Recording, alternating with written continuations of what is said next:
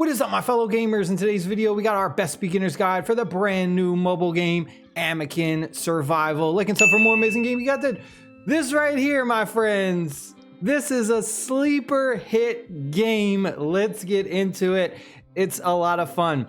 First suggestion I have, trying to find metal scrap is going to be like the toughest part in this game. You need metal scrap to do a lot of things. So my first suggestion is to make sure when you go ahead and you start crafting and building up your things, definitely craft the Pathfinder pickaxe as soon as possible. There's going to be some big, large items on the map that you cannot go ahead and start harvesting resources from unless you have that Pathfinder pickaxe. And I found this giant metal piece, and this is just giving me tons of metal scrap. I mean, look at this. It's just like almost endlessly just farming up tons and tons of metal scrap. So there's going to be like random items around the map that you want to look out for to just, you know, generate lots of resources this way. I mean, look at this. We're getting so much metal scrap right now.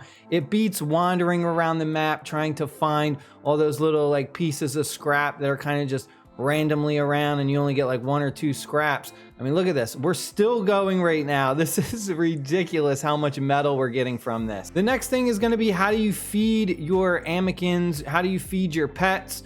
All you're going to do is go into your inventory system. You can click on like the berries, click use, and then it's going to give you the option to use it on yourself or use it for one of the pets that you have accompanying you. You can just go ahead and click on that character and you'll see the little food meter will go up. They'll also heal a little bit. As far as the best things to start building up first, just follow the quest in the top left corner. But then what I've been prioritizing is the storage. So like your metal storage, your stone storage, food storage. I just went ahead and I made a wood storage over here for the first time. And that's because that was like the biggest problem I ran into early on, is you collect a lot of items and you run out of inventory space so fast.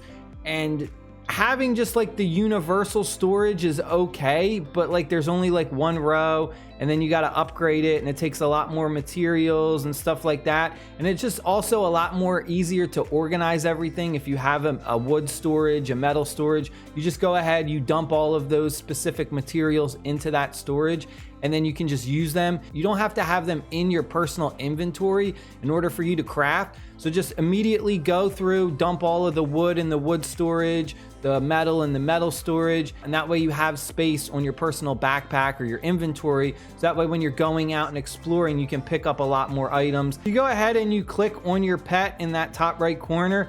This will go ahead and it'll basically hide them and return them to your pocket. If you don't want to have them out, let's say his health is really low and you're in a battle or something, you can just click that and then click it again to bring him out. As far as the best place to find materials, we'll go to the map really quick and I'll just do some like little bit of highlighting.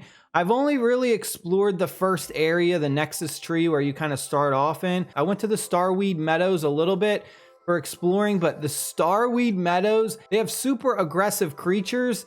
So you gotta be really careful in that level 10 area because the monsters, they just chase you. I mean, I was running around trying to like pick items up and there's like 3 and 4 of these creatures just chasing me, constantly attacking me. In that bottom right corner, this is gonna be the best place to get wood. There's just tons and tons of trees. Like this whole area is just filled with trees that you can go ahead and chop down. Right around where all these like cliffs for the boulders are, that's the best place to find rocks that you can smash into stones. You'll find like stones all around the outside of those edges. This open field kind of like above where you start in the Nexus tree, like up north, this area, that has a lot of plants that have the fiber resource that you're looking for. So just kind of exploring over there will get you lots of fiber. And then in the left corner, like this bottom left corner over here, that's where you're going to find a lot of like the scrap metal, along with that giant metal object you saw at the beginning of the video that I was using my pickaxe on to get tons of scrap metal. That's over here in that left corner as well. When it comes to catching these different creatures, One thing to look out for is the different gender they are, because later in the game you will get access to go ahead and breed two of the same creatures that have different genders, and you can make like a better version of that creature. So when you click on any of the pets that you have, right next to their name you'll see the gender icon. The pink with the arrow pointing down means they're a female, and then if you see the blue with the arrow pointing to like the top right, that's a boy. The other thing you can do is whenever you're crafting or you're building something, you can just have your character, your main character, just stay put, and it will speed up the timer. You're also gonna have some of your other pets come over and start working and helping as well if you have them assigned as a worker. So you can see right now, I'm working on this, and then one of my pet workers came over and it's speeding up the timer by like 3 seconds every time. Another great building to prioritize early on is gonna be the bonfire.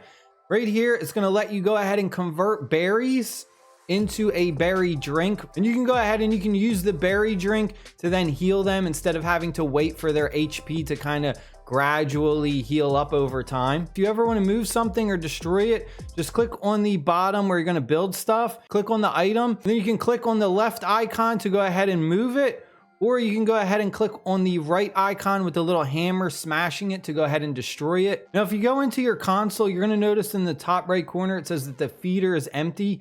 You're going to go ahead and you're going to need to build the feeder. And then once you build the feeder, you're just going to put items into it. So we have like our berries, or you can put the berry juices, and we're just going to add these. And this is going to automatically feed whatever pets you have working. So we have 3 workers right now. It says consumption is going to be 3 per day. And then the feeder capacity we have is 1,000, and currently we have 375 out of 1,000. And this is enough food for 124 days. And once you do have a lot of workers, it's gonna consume a lot more. Now, if we go back to the console, it says that the feeder is filled up. And it's just kind of like a quality of life feature, because now we don't have to go through and individually feed each one every time one of them needs to be fed. So if you like click on one of the characters, you'll see the little food icon meter at the bottom. It's right under their health. It's kind of like, this is like at 75%, but they're just gonna automatically go to the feeder and get the food whenever their meter starts to drop below. That would stop them from working. That is it for right now. I'm gonna try and make some more videos. There's a lot of cool things to discover in this game. Stay happy, stay safe, and I'll see y'all later. Peace.